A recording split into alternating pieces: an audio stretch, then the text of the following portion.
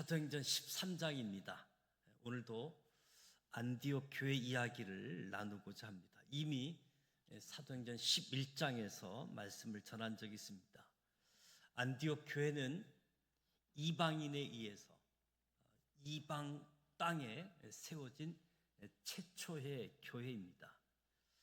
사도행전 11장 19절 20절 말씀을 보면 그때에 스데반의 일로 일어난 환난으로 말미암아 흩어진 자들이 베니게, 구브로, 안디옥까지 이르러 처음에는 유대인에게만 말씀을 전했습니다. 20절에 보면 그 중에 구브로와 구레네 몇 사람이 안디옥에 이르러 헬라인에게도 말하여 주 예수를 전파하니 주의 손이 그들과 함께 하시매 수많은 사람들이 믿고 주께 돌아오지요. 그래서 안디옥 교회가 생겨났습니다. 안디옥 교회는 참으로 귀한 교회입니다.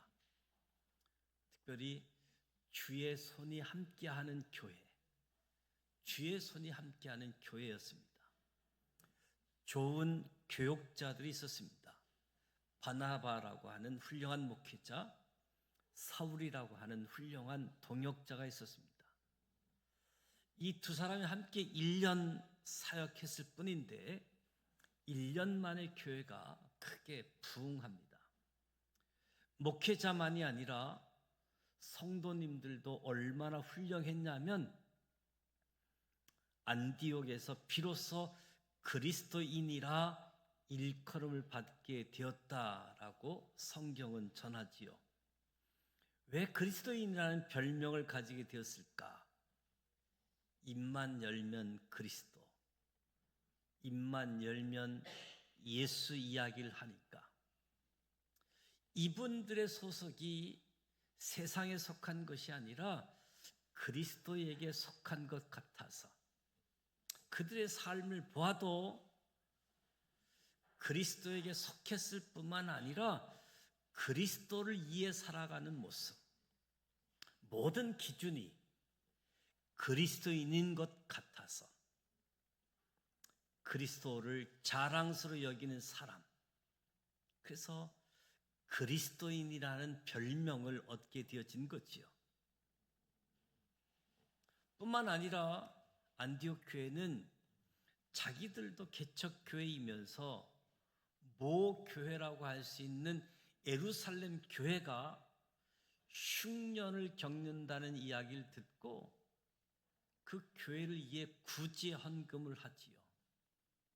힘대로 유대에 사는 형제들에게 부조를 보내기로 작정한 교회였습니다. 이 아름다운 안디옥 교회 이야기가 사도행전 11장에서만 끝나지 않고 오늘 13장에 다시 등장합니다. 오늘 본문을 보니까 성령님께서 이 안디옥 교회를 세계 선교를 위한 전진 기지로 사용합니다. 그 당시 예루살렘 교회도 있었고 이미 몇 교회들이 있었지만 다른 교회가 아닌 안디옥 교회를 세계 선교를 위한 기지로 주목하시고 사용하셨는데 그 이유가 무엇일까? 오늘 말씀을 묵상하면서 우리 교회가 안디옥 교회 같은 교회가 되기를 소원해 봅니다. 안디옥 교회는 어떤 교회였는가? 첫째, 1절에 보면 안디옥 교회에 선지자들과 교사들이 있었다. 선지자들과 교사. 선지자는 히브리어로 나비, 하나님의 대변인. 하나님의 말씀을 받아서 전하는 자가 선지자입니다. 우리는 선지자 하게 되어지면 자꾸 앞날을 예언하는 예언자로 생각하니까 여러 가지 혼란이 있게 되어지는데 말씀을 받아서 전하는 자가 선지자. 그래서 한자 풀이를 보아도 미리 예자가 아니라 맡을 예자, 맡길 예자를 사용하죠. 예금한다고 할 때, 돈을 맡긴다 할 때 예자를 쓰는 것. 미리 말하는 자가 아니라 하나님께 말씀을 받아 말하는 자가 선지자이지요. 그렇다고 한다면 교회에는 반드시 선지자가 있어야 합니다. 하나님의 말씀이 교회에 선포되어야지 되는 거지요. 설교자가 말씀을 짜내는 것이 아니라 하나님 말씀을 받아 전하고 하나님의 말씀을 가르치는 선지자와 교사가 있는 안디옥 교회처럼 우리 교회가 선지자가 교사가 있는 교회가 되기를 축복합니다. 말씀은 생명이지요. 말씀이 없는 곳에 건강한 교회가 설 수 없습니다. 말씀이 없으면 교회는 끔찍해집니다. 성경에 따르면 백성이 묵시가 없으면 방자해진다고 합니다. 교회가 하나님의 말씀이 사라지면 교회도 사교 클럽이 되어지는 거지요. 동아리 친목 단체가 되어지는 거지요. 말씀이 사라지면 좋은 예배당도 교회 재정도 아무 의미가 없는 거지요. 하나님의 영광이 떠나기 때문인 거지요. 무엇보다도 우리 교회에 하나님 말씀이 있고 하나님 말씀이 사라지지 않기를 소원합니다. 저와 여러분이 왜 교회에 옵니까? 하나님 말씀 듣기 원함이 아닙니까? 교역자들에게 기대할 것이 있다라고 한다면 교역자들에게 어떤 따뜻함, 어떤 친절함이 아니라 어떤 유머 감각이 아니라 교역자들을 통해서 하나님 말씀 들려지기를 원하는 거지요. 누가복음 24장에 예수님께서 엠마오 마을로 가는 두 제자를 만나시고 말씀을 풀어주시지요. 우리 교회에 말씀이 전해지고 말씀이 풀려지고 그때 우리 가슴이 뜨거워지길 원합니다. 선지자, 교사가 있는 안디옥 교회였습니다. 안디옥 교회는 또 어떤 교회였는가? 바나바, 디게르라는 시몬, 구레네 사람 루기오, 분봉왕 헤롯의 젖동생 마나엔, 사울. 안디옥 교회는 지도자가 있는 교회입니다. 지금 2절에 언급된 5명의 면면이 너무 다르지요. 바나바는 부자였습니다. 큰 밭을 팔았던 사람, 성경은 착한 사람, 성령이 충만한 사람이라고 소개합니다. 니게르로라고 하는 시몬, 니게로, 니그로, 흑인이라는 거지요.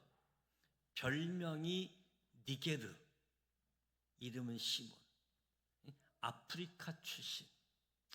많은 성경학자들이 예수님 대신 십자가를 지고 갔던 구레네 사람 시몬이었을 것이다 라고 추측하고 있습니다.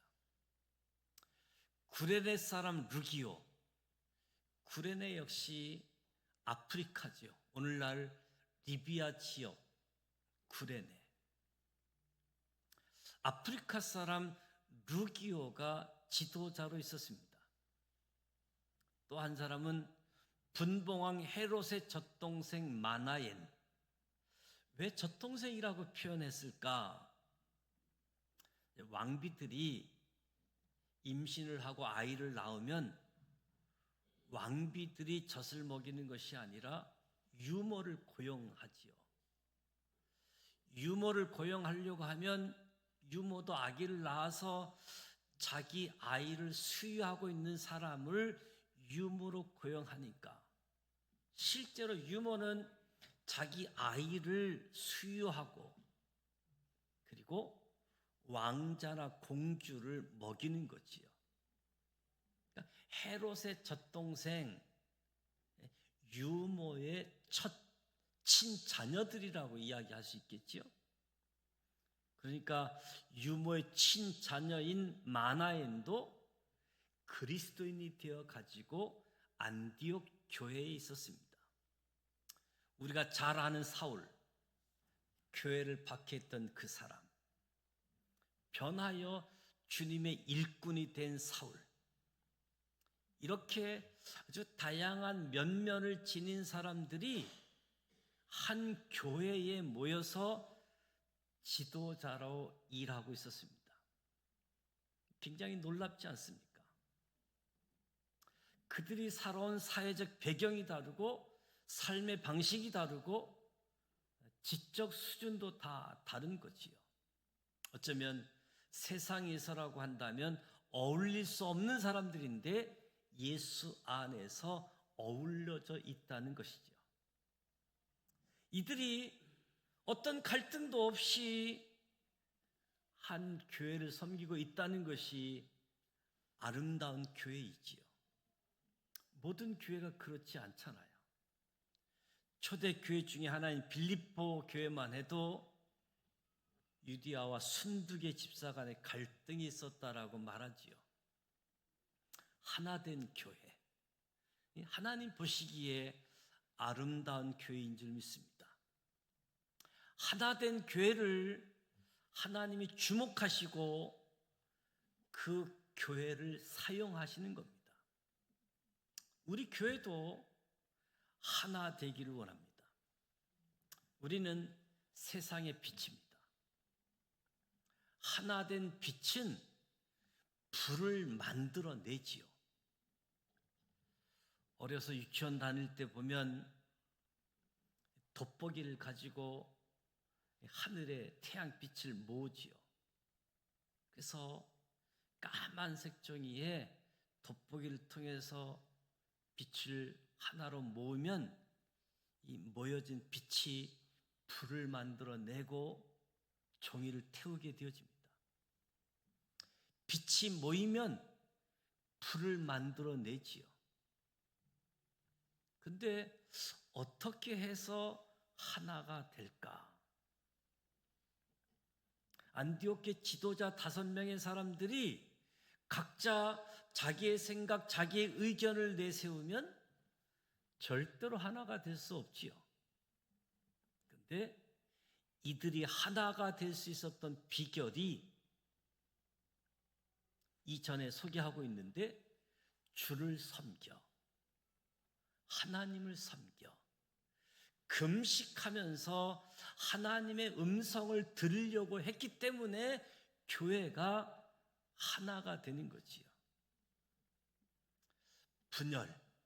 분열을 영어로 디비전이라고 이야기하는데 비전이 나누어서 비전이 하나가 아니라 2개가 되어지면 분열이 되어지는 거지요. 교회의 비전을 가지고 이야기를 하면 내 생각은 교회가 이렇게 가야 된다고 하면 그 교회는 분열되어지는 거지요. 우리 교회가 주를 섬겨, 하나님을 섬겨 금식하고 주님의 음성을 들으려고 할 때 나의 생각, 너의 생각을 말하는 교회가 아니라 주님이 주시는 비전을 붙들 때 교회가 하나가 되어지는 거지요. 분열이 없어지는 거지요. 그렇지 아니하면 너 생각, 내 생각. 사실 교회 안에서 회의할 때에도 조심해야 될 것은 내 생각에는 그러면 안 된다는 거지요. 우리 기도하십시다. 하나님이 주시는 음성을 들어보십시다. 하나님이 주시는 감동을 주기까지 우리 한번 기다려 보십시다. 그럴 때 그런 과정을 통해서 교회가 하나의 비전으로 나아가게 되어지는 거지요. 자기 경험, 자기 생각, 그렇게 나아가게 되어지면 사람 숫자만큼 생각이, 방법이 달라질 수 있겠지요. 또 하나 안디옥 교회는 어떤 교회였는가? 안디옥 교회는 기도하다가 성령님의 음성을 듣는 교회였습니다. 성령님의 음성을 듣는 교회. 2절에 주를 섬겨 금식할 때에 성령이 이르시되, 우리 교회도 주님의 음성을 듣는 교회가 되기를 축복합니다. 성령이 불러서 일을 시키는 교회가 안디옥 교회였습니다. 우리가 성령님을 소중히 여기고 성령님을 초청하고 사모하고 기대할 때 성령님께서 임재하시고 성령님께서 말씀하실 줄 믿습니다. 저와 여러분이, 우리 교회가 진짜로 성령님을 사모했으면 좋겠습니다. 성령님을 무시하지 않았으면 좋겠습니다. 성령님을 사모하시기를 바랍니다. 교회는 성령님이 절대적으로 필요합니다. 우리가 모일 때마다 성령님을 사모하고 성령님이 주신 은사를 소중하게 여기고 성령님의 은사, 열매가 나타나기를 소원하고 마음껏 기도하고 부르짖고 성령께서 역사하시는, 성령께서 운행하시는 그런 교회가 되어지기를 소원합니다. 성령님이 없으면 교회는 몸이 건조해지듯, 성령님이 역사하지 아니하시면 주님을 섬기는 일, 주님을 봉사하는 일 금방 번아웃됩니다. 성령이 없으면 교회도 종교 제도에 불과하지요. 기쁨도 사라지고 무력해지고. 그런데 오늘 안디옥 교회는 성령님이 말씀하시는 그 음성을 듣는데 성령이 부르고 성령이 일을 시키는 교회였습니다. 우리가 사도행전을 계속 읽어보면 성령님이 교회에 개입하시잖아요. 사도행전 11장에 성령이 내게 명하사 이런 표현이 있고 13장 4절에는 성령의 보내심을 받아 15장에 성령과 우리는, 또 16장에 성령이 아시아에 말씀을 전하지 못하게 하시거늘, 성령이 말씀 전하지 못하게 하는 것을 느꼈다는 거예요. 사도행전 18장에 바울이 하나님의 성령에 붙잡혀 증언하고 바울이 성령으로 말미암아 예루살렘에 가기로 작정하고 성령이 그들 가운데 여러분을 감독자로 삼았다.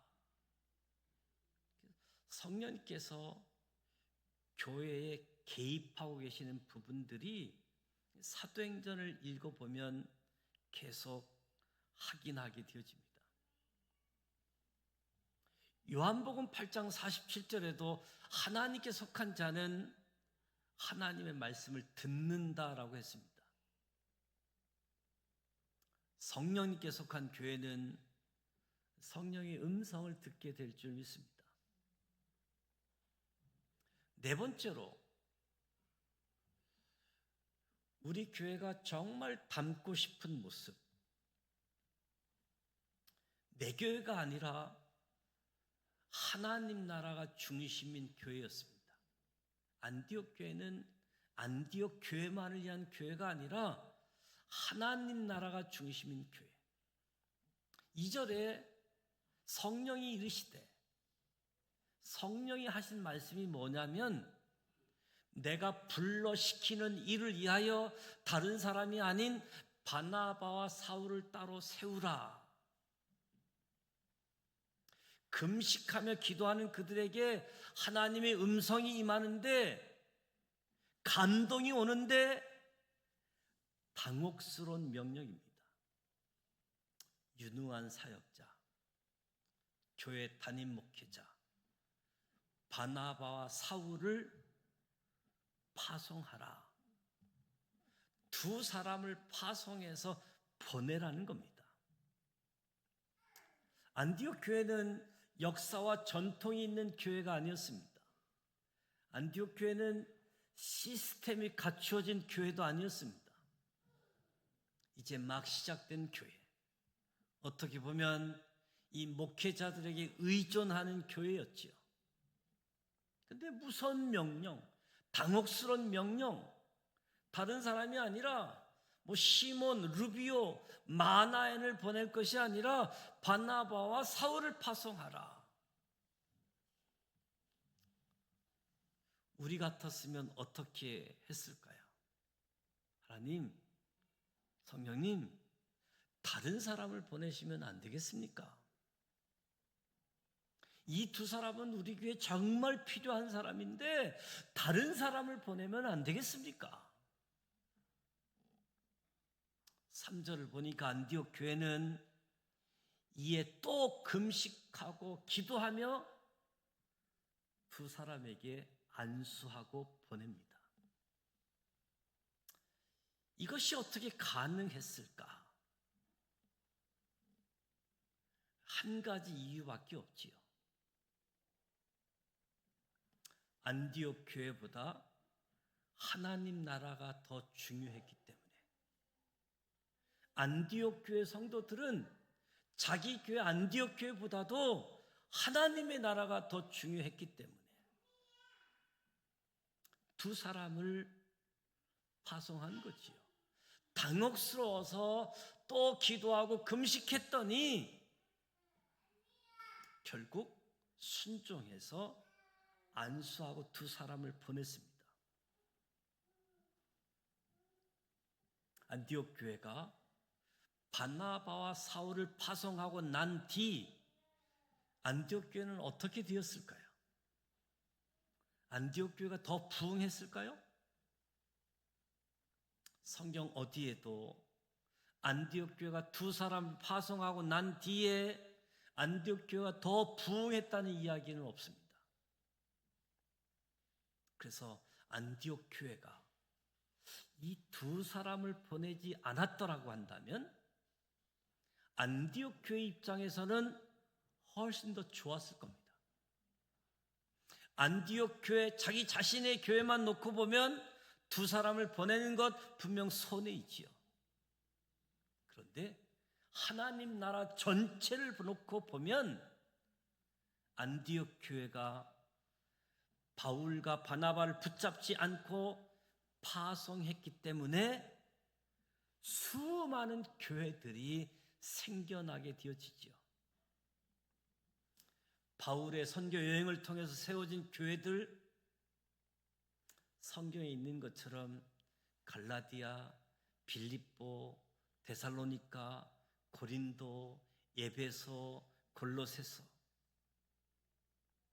안디옥 교회가 자기 교회만을 생각해서 이 사람을 보내지 않았다라고 한다면 이 교회들은 생겨나지 않았을 겁니다.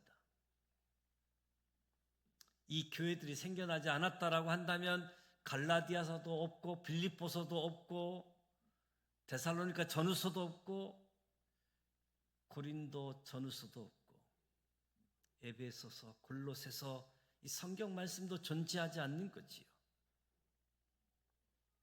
이들이 선교사로 파송되지 않았다라고 한다면 유럽의 복음화가 없겠지요. 유럽에 복음화가 없었다라고 한다면 미국에 복음화도 없었을 것이고 우리도 복음을 들을 기회가 없었을지 모르지요. 우리가 생각해 보면 안디옥 교회가 자기 교회만 생각해서 두 사람을 붙들었다라고 한다면 안디옥 교회, 자기 교회는 더 부흥했을는지 모릅니다. 교회가 더 커졌을 수도 있겠지요. 그러나 하나님 나라 전체적으로 보면 안디옥 교회가 두 사람을 붙잡고 있었으면 막심한 손해였을 겁니다. 여기서 중요한 포인트는 성령님이 우리 교회에 주시는 음성을 들으면 좋겠다. 우리 교회가 개교의 중심주의를 벗어나기를, 우리 교회만이 아니라 하나님 나라가 더 중요함을 우리가 알기를 원하는 겁니다. 안디옥 교회만을 위한 교회가 아니라 하나님 나라를 중심으로 한 교회. 우리 지산교회도 지산교회만이 아니라 하나님 나라 전체를 생각하는 교회가 반드시 되어야 하겠다. 하나님 나라를 생각하지 않고 우리 교회만 이것은 하나님의 뜻이 아닐 수 있다는 거지요. 오늘 사도행전 13장 1절에서 3절 안디옥 교회를 생각하면서 우리에게 소원이 있습니다. 우리 교회가 이런 안디옥 교회가 되기를 원합니다. 교회가 교회다운 교회 될 때 하나님이 영광 받으실 줄 믿습니다. 세상에 수많은 교회가 있지만 하나님이 안디옥 교회처럼 주목하고 계시는 교회가 많지 않을 것 같습니다. 이 시대에도 안디옥 교회를 주님이 찾고 계시는 줄 압니다. 하나님, 감히 소망하기는 우리 지산교회가 이 시대의 안디옥 교회가 되게 하여 주시옵소서. 우리 교회가 하나님의 말씀을 듣고 하나님의 말씀을 전하는 역사가 펼쳐지는 교회. 그래서 하나님의 말씀이 가르쳐지고 하나님의 말씀이 들려질 때 하나님의 말씀이 잘 풀려지는, 쉽게 이해되어지는 교회로 우리 교회 안에도 다양한 사람들이 모여 있지만 내 생각을 이야기하지 않고 주님이 주신 생각, 주님의 뜻을 쫓아서 말씀으로 하나 되게 하는 역사, 성령이 부르시고 성령이 시키시는, 그래서 성령의 음성에 민감한 교회가 되어지자.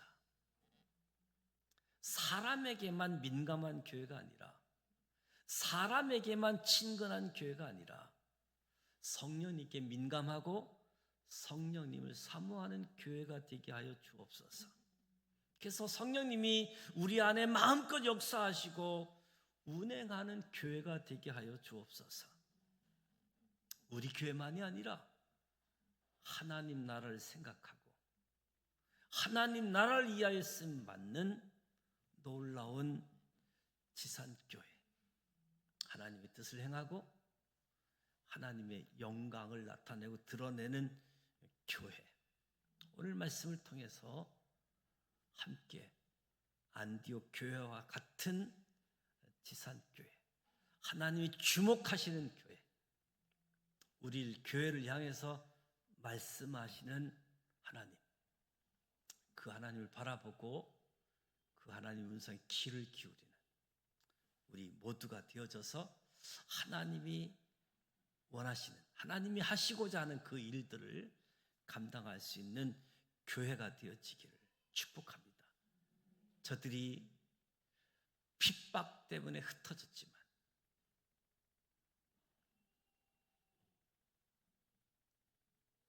저들을 통해서 하나님의 역사가 한 단계 한 단계 전진하고 전진하는 모습을 보게 되어집니다.